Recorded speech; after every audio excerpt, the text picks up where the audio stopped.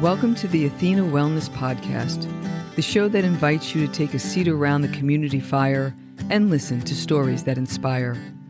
I'm your host, Kathy Robinson, author, coach, and founder of Athena Wellness, a company that's dedicated to supporting you on your journey to live more wholeheartedly.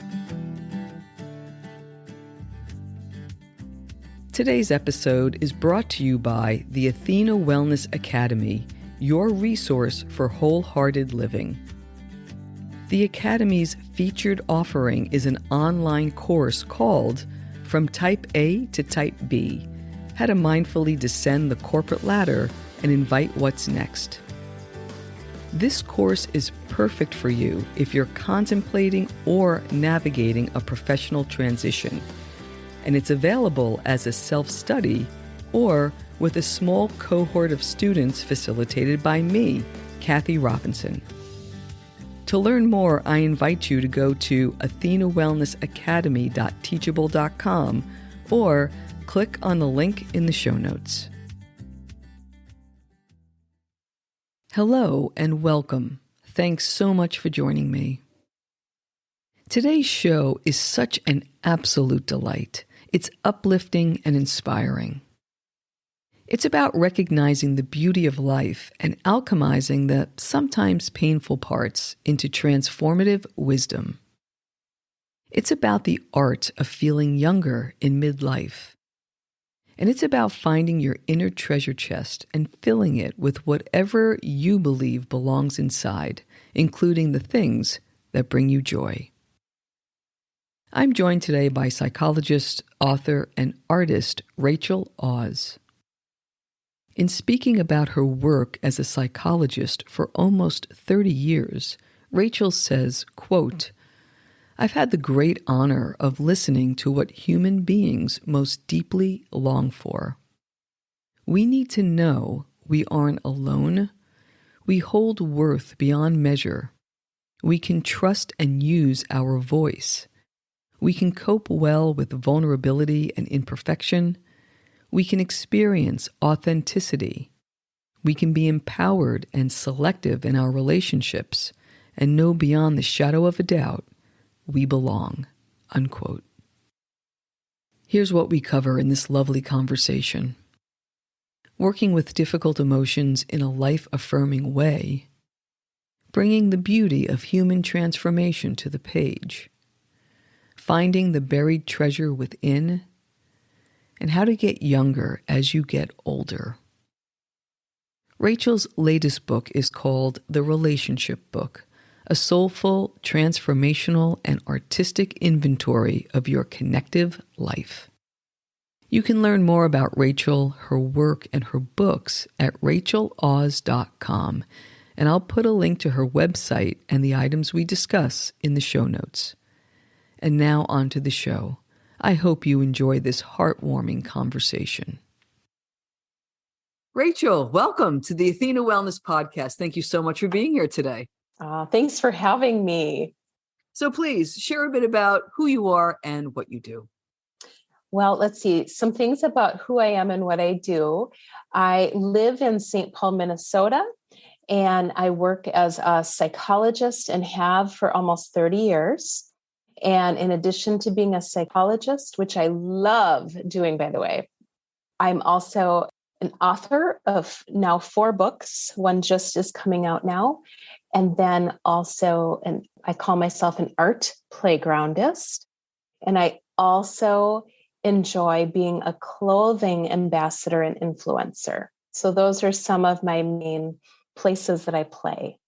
And that is what intrigued me so much, because I love this mosaic type career. Like, you've got your main thing, which is being a psychologist. And then these other things kind of came into play along the way. So I'm really interested in that journey. But before we get there, tell me what attracted you to psychology? What made you want to be a psychologist? You know, there's an author out there, his name is Parker Palmer, and he has a book that's something about Let Your Life Speak.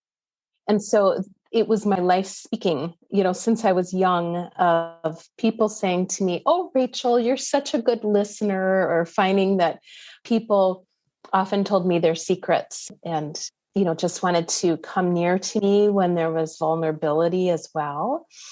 And so I also found that I loved subjects of psychology starting in high school, and I just felt super drawn. It just kept being a river of being who I am.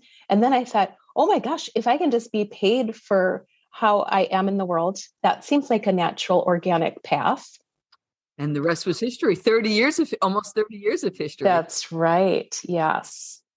You have a very unique spin, though, on your practice. As I was reading about what you do, I mean, the folks that come to you, I would expect that would want to see a psychologist, folks that have depression or anxiety or things like that. But you have a very light-spirited way and a mindful way. So can you talk a bit about your approach and how that came to be? Yes, of course. Absolutely. So I would just say that my approach begins, in a sense, with me, that I don't want to ask my clients to be or proceed or journey forward or inward in a way that I'm not also engaged in some way. So I think some of the best things in this life is to just be freely who we are, unapologetically dressing up in the clothing we feel good in, whether that's, just soft, neutral colors or full out rainbows or a mix, whether it's, saying our most important words out loud.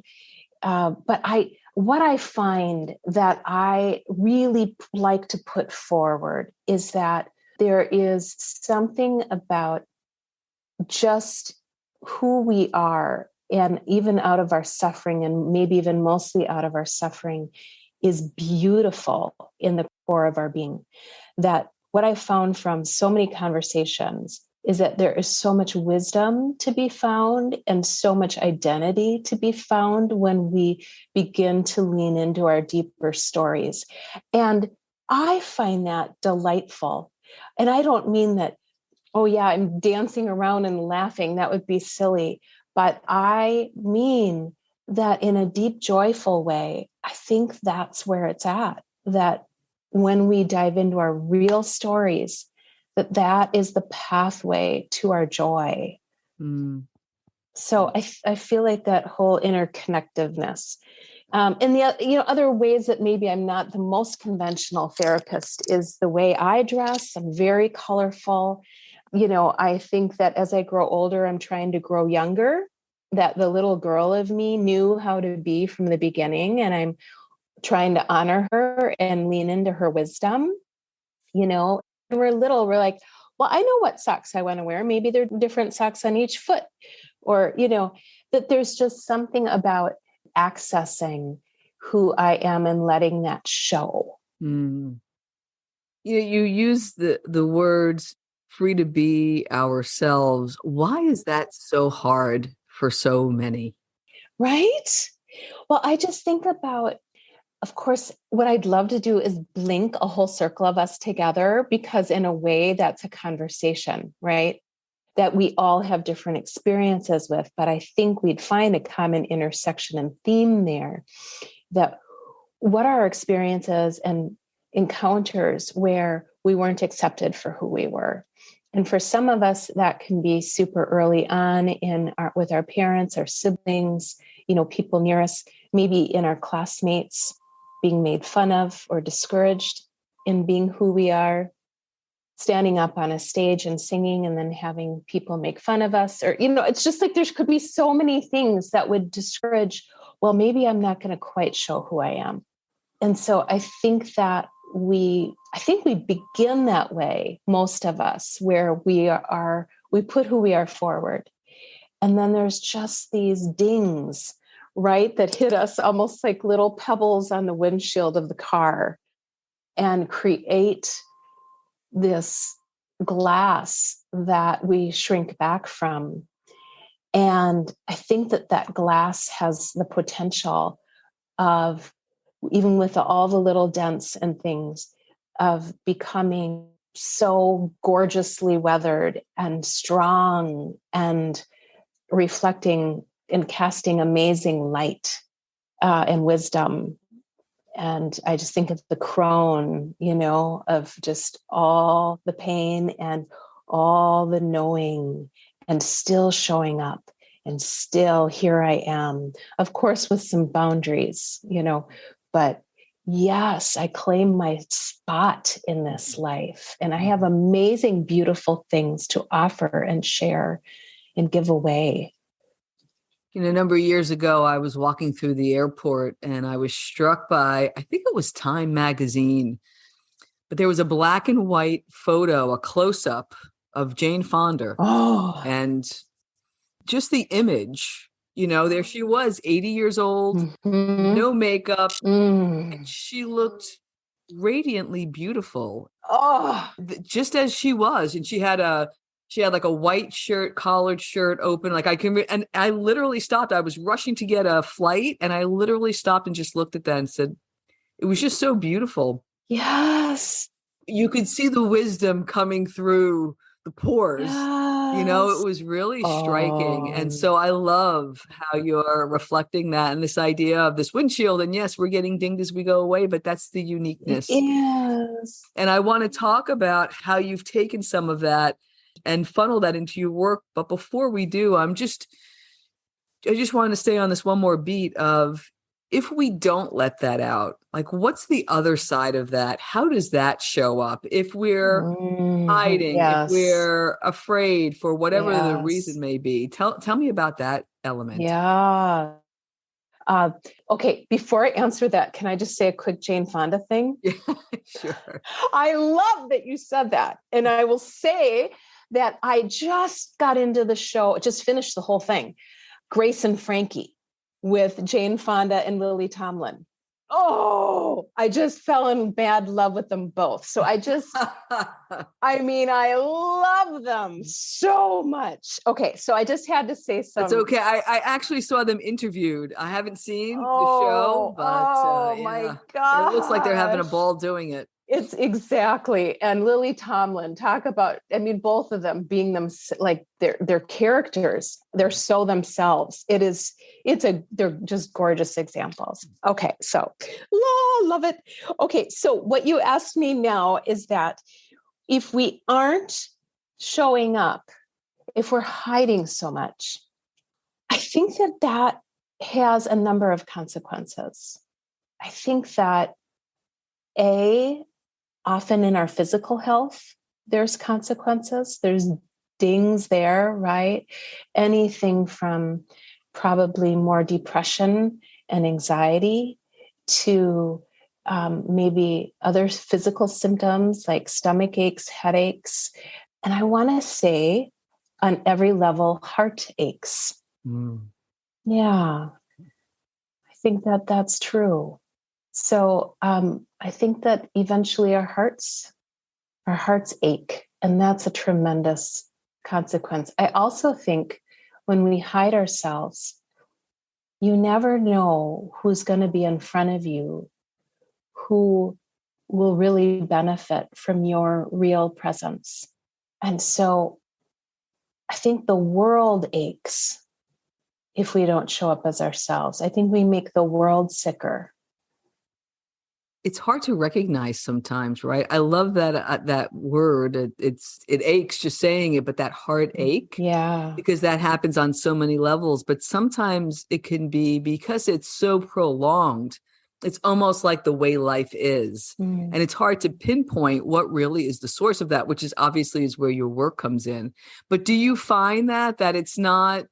Maybe it gets to a point where it gets to crisis mode, but that a lot of folks operate under that heaviness. Is that fair to say? That a lot of people do. Absolutely. And so I think that in my work, when I'm working with people, is that if someone resists it because for good reason, right?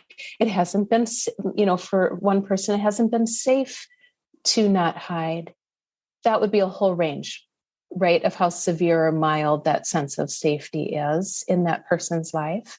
But people have really good reasons for hiding, And so I think that the idea for me as a therapist would be to, first of all, embrace and support the idea of hiding, ironically, here, because it's there for good reason. So, as a therapist, we're also just taught to embrace resistance, that until someone feels safe enough, they're going to need to resist what they resist. And so I think sometimes for us, we need to think about what's going to make me safe, though. I can't come out of hiding if I don't believe I'm safe. And so in that case, it's more a matter of what can I do to feel more secure? Whether it's I have a couple people, though, that I trust a lot and I can be myself with them. Well, that's fantastic. What a great way to begin. Or are there ways to be yourself in small steps that can feel safer? Or you can have and maybe it's not about safety, it's about courage. Like, I'm just nervous, or I don't have this sense of self-esteem, or things like that. And if that's the case, I think taking smaller steps to be yourself is just a grand idea. It could be things like, well, if I was myself, let me take a minute to listen to what I'm going to have for dinner tonight and what actually appeals to me, what actually would feel good in my body, what would actually taste good. Like, just really concrete things like that. Or even if no one's watching, right? But sometimes we forget to listen to ourselves or be ourself with ourself. Or even, I'd mentioned socks earlier. What's a pair of socks that would feel like me being me? And one of the clues to me is if it gives me some joy to select it. So does this pair of socks give me some life? Or does it simply feel comforting and comfortable? Right? But there's some kind of release and relief valve in my chest when I hold those socks, when I hold that shirt. And all of that, the food, the socks, the shirt, translates to relationships with people. Who are the people where I feel like my chest can take a breath with, and where I can let my hair down? Who I would tell a dream to that I had last night. So I think that whole thing of being ourselves is about honoring our hearts, our ache, our chest, what helps it all to feel safe inside, and where I can ease and feel a little more alive and joy. That was beautiful. Thank you so much for that. I appreciate that. I love how practical that can be, but yet it's connected to the broader purpose, right? We hear so often, find something that brings you joy, but no one ever says why. And I think you're really getting to what that is. That if I feel that expansiveness, that gives me a nice way to see if I feel like that doing other things or being with other people and how I am in the world. Like, when that constriction comes, I can recognize it by doing something that simple, by choosing socks. Yes, I love that word constriction too, because contrast is our teacher. So I was saying, oh, and what helps you to feel the ease in your chest?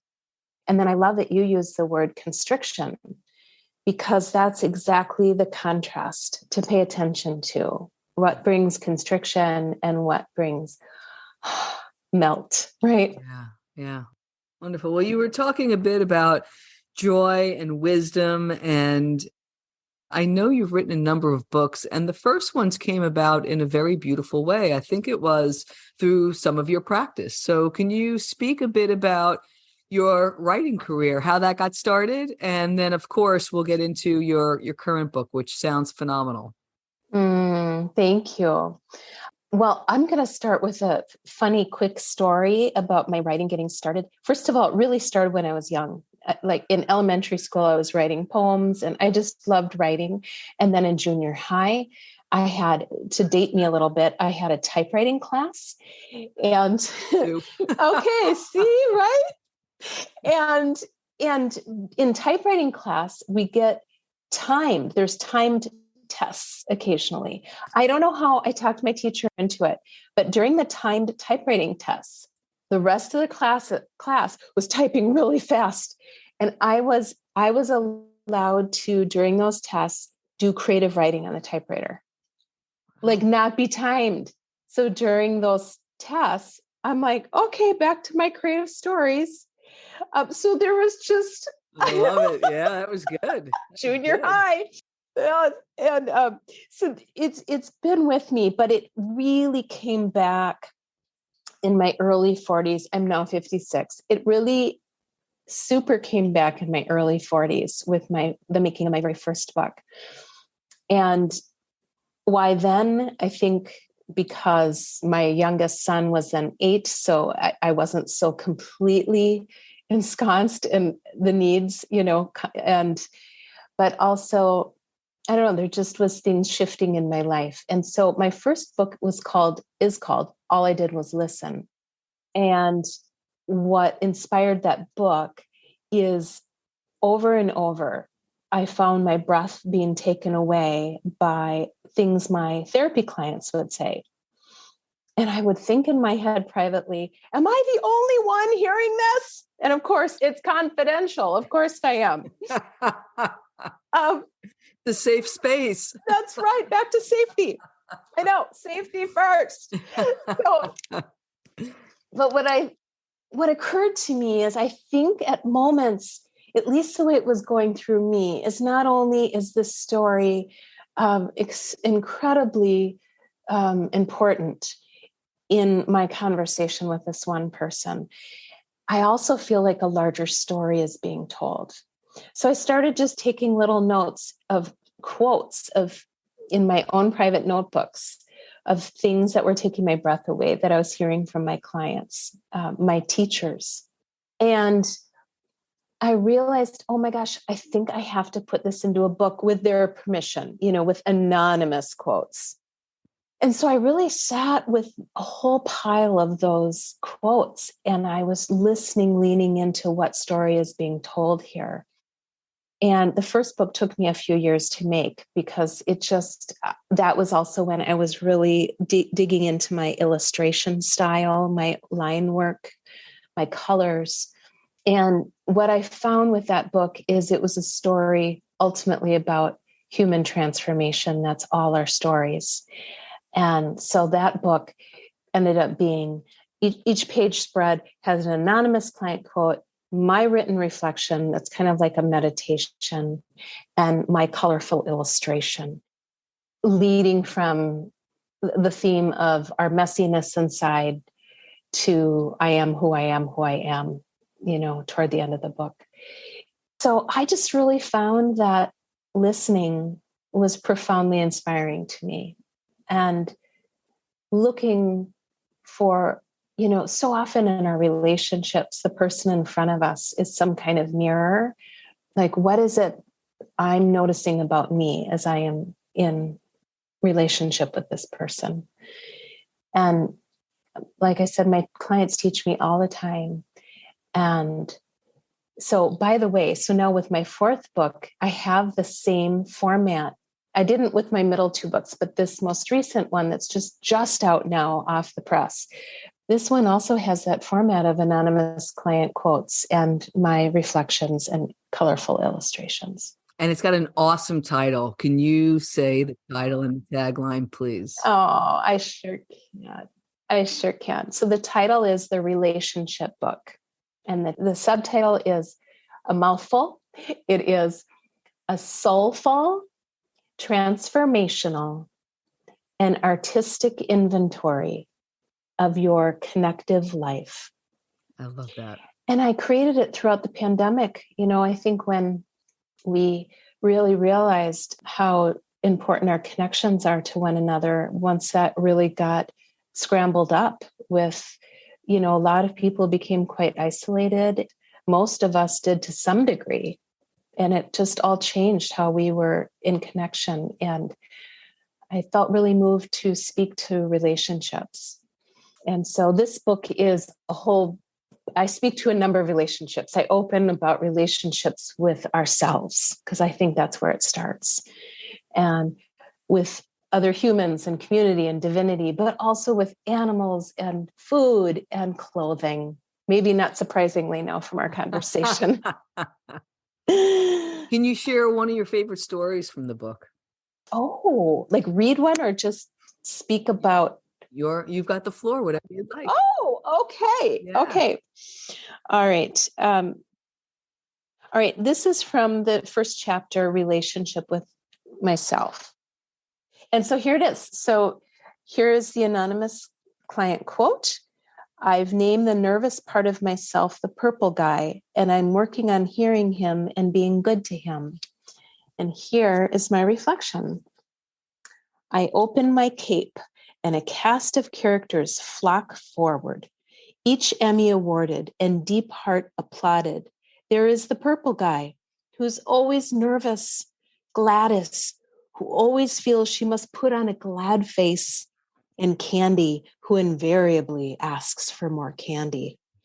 There are many others with hands waving excitedly in the air, waiting for their day to be chosen, named, and brought into the fold.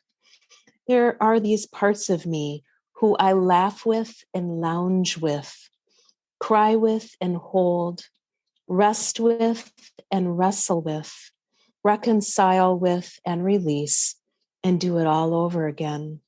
Seeing them outside of me gives me a new way to introduce myself to myself. I then seem to show up with better manners, treating myself with more care. At the close of the day, I tuck them in and whisper, sweet dreams, and tell them I'll see them again in the morning. Beautiful. Mm, Wonderful. Wonderful. Thank you. At the end, I'll certainly link up how to get the book in the show notes, but we'll talk about how to get in touch with you and how to get it. But before we do, I got a few more questions, if I may. Love. You have said, and I love this quote, we are all treasure chests with hearts in the middle, and we get to make room for what really belongs inside.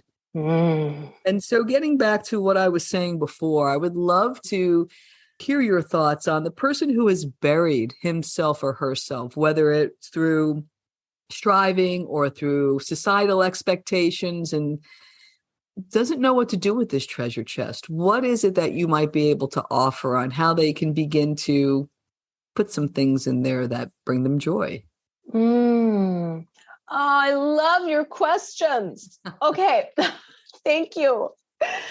And okay, so some things that initially come forward for me when you say that, I think first of all is awareness. First of all is, oh, I have a treasure chest. Oh, it's buried. That's a pretty profound awareness. And so for the person who has a buried treasure chest, which in psychological language might also be called, like, okay, that's a little unconscious, or it's in shadow, right? Like I haven't been fully awake to it or fully aware of it, right? So there's something about, first of all, holding an awareness that I think is extremely powerful. Like, okay, first of all, I wasn't even thinking about it this way, but I am really busy, or I am very discouraged, or whatever kinds of things we can think of. And you mean I have something inside that's like a treasure? I mean, I think even that awareness is extremely powerful, and that someone would benefit from even just sitting with that awareness. It's there. I don't have to force trying to get to it. I don't have to force trying to unearth it. I don't have to speed up or slow down. I can just breathe beside it. So first of all, awareness. Second of all, because we're human and physical beings, I think that it would be helpful to relate to it maybe in a concrete way. So I'm just grabbing something here at my desk randomly that I had grapes in. But it's just this little colorful bowl. And maybe for someone who feels like their treasure chest inside their heart is a bit buried, you could put out like a little bowl somewhere that's just open, that's pleasant looking to you. And it could symbolize your heart or your chest that holds treasure inside. And you could just pass by it in your home, have it be somewhere really intentional that you see, or whether it's by your bedside or at your desk or just somewhere important to you. And when you look at it, you know that has something to do with me having a treasure inside that I'm going to be noticing more. And maybe as you think of things about you that you treasure, if there's anything symbolic you'd want to put in the bowl, that would signify that. Or maybe you could put little notes in there to yourself. I remember this. And it could be notes about different points in your life from when you were little, like, oh, you could have little notes with the word treasure on each one. And then each thing you put in there is like something when it occurs to you that is wonderful. And it could be as simple yet profound as your breath. Because so often we think about, well, what's special about me, and being really conditional about it. And while, yes, if there's things you do that are special, that's great. But I also think we forget to include things like, oh my gosh, there's a heart in my chest. How about that for treasure? Okay, how about I have miraculous lungs and I'm breathing? How about I have miraculous light inside? Do you know that gold lines our heart? Literally. Like when you look through certain imaging scientifically, that there's literally gold outlining our heart. I just think that's amazing. Talk about treasure in our chest. Yeah. And then I think that sometimes being in touch with your dreams, if you keep a dream journal or want to start one, have a pad of paper and a pen by the bed. But sometimes, trying to remember when you first wake up, what did I dream? I think that is probably a fast track way of going deeply into that unconscious, deeper space inside and starting to get in touch with things about you. And I think that could relate to treasure. Then, of course, there's having support. So maybe see if you feel moved to see a therapist, if you feel like, gosh, my treasure inside is so buried. Maybe it's seeing a therapist or a coach or a spiritual director or somebody who can accompany you in a compassionate, deep listening way to facilitate your own discovery and beautiful becoming. Mm-hmm. I love that idea of these golden coins of memory and putting them in that bowl as you go by. That's a beautiful, beautiful practice. Very lovely. I want to wrap up with one more question, and that is, the beginning of when we just started talking, you said something to the effect of getting younger as you get older. Can you please share a bit about that and how you think about your oncoming elder years? Yes. Well, I think that as I get older / younger, there's a freedom to be who I am and be less concerned what others think, and wear what makes my heart skip a beat. Truly, like right now, because a lot of people can't see me, I have on, oh my gosh, I have socks on that say on the bottom, little girls with dreams become women with vision. I have that on the bottom of my socks. And I've never worn these socks before. So apparently for whoever's listening, this is for you and me. And I have on bright pink leggings. And then I've got a dress with polka dots of purple and pinks and oranges. And over that, a striped top that has greens and yellows and pinks stripes. and a pink top under that. And I have 5 colored necklaces on. And fabulous rainbow earrings. Yes. Talking to a host who's in a black sweater. Yeah. But this is the free to be you and me, because I think it's really, if you feel like you are expressing something where you feel comfortable and like, I don't know, for me, this is the Rachel expression. So this is about becoming little also for me, because, I just want all the clothes in the little girls section to be my size, of course.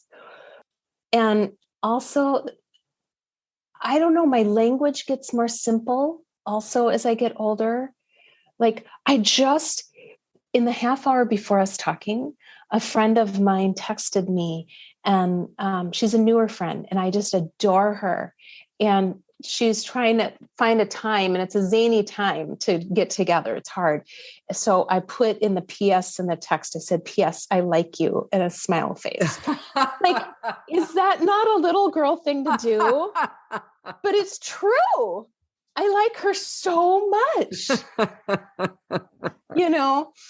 And so I think there's just something about being able to just say some of those things, and the becoming younger again. I just am more than ever trying to do what I loved to do when I was little, but in in a way that I didn't have the capacity to do either when I was little.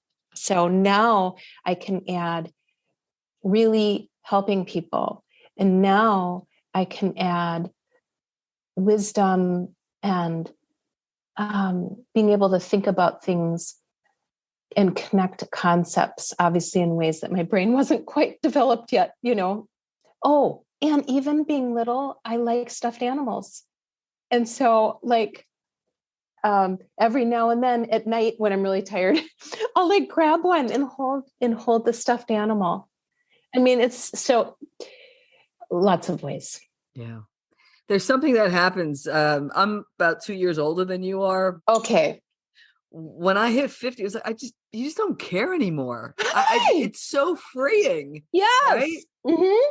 And there's just something about it that I wasn't thinking about it as getting younger, but I did. There is a more carefree, don't have to prove this is for me, not for you. Yes, that's it. The more you embrace that, the better it feels. And you just know you're off to the races. That's right. You're off to the races and your heart aches less. Yes. Yes, without a doubt. And with all of your wisdom, now you're able to help folks through everything that you've learned and you've experienced. And there's something about this alchemy of taking, what can be very painful sessions for some and turning it into something beautiful that there's something to that process. Is that something that's conscious as you're writing your books, or is it just something that you're doing for the pure joy of it? All of the above. Yeah. That's lovely. Yeah. Lovely. Thank you. So please tell folks where they can get in touch with you. Tell them what they'd find on your website and how they can find you. Okay, that would be great. So you can find me either by simply Googling my name, Rachel Oz, AWES. You can remember that because it's the beginning of the word awesome. So Rachel Oz, and then you could Google Rachel Oz Etsy, ETSY, for my online Etsy store, which is where you'd find all my art and, books. You can also find me generally at racheloz.com. That's my website. And my website, along the top header, there's all kinds of options there you can click on. You can click on the shop from there too. It will bring you to the Etsy site. But also, on my website is my counseling link, if you're looking for a therapist, and all kinds of other ways to access things there. And now it's virtual, I take it, right? Your practice? It's a mix. So it's definitely virtual. And then I have a few people here I see in person as well. Such a wonderful conversation. Thank you so much for your time. I really appreciate it. Oh, so great. Thank you for having me. Thank you so much for joining me today. I know there are many ways you can spend your time. Thank you for choosing to spend it with me. Until our paths cross again, be kind to yourself and show your warrior spirit some love. If you know anyone who could benefit from today's episode, please pass it on. And many thanks for supporting the show by subscribing and leaving a review. It means a lot, and it helps others find their way to our circle. If you'd like to access the show notes, have a question you'd like addressed on a future episode, or would like a transcript of this episode, visit www.athenawellness.com/podcast. Until next time, be well.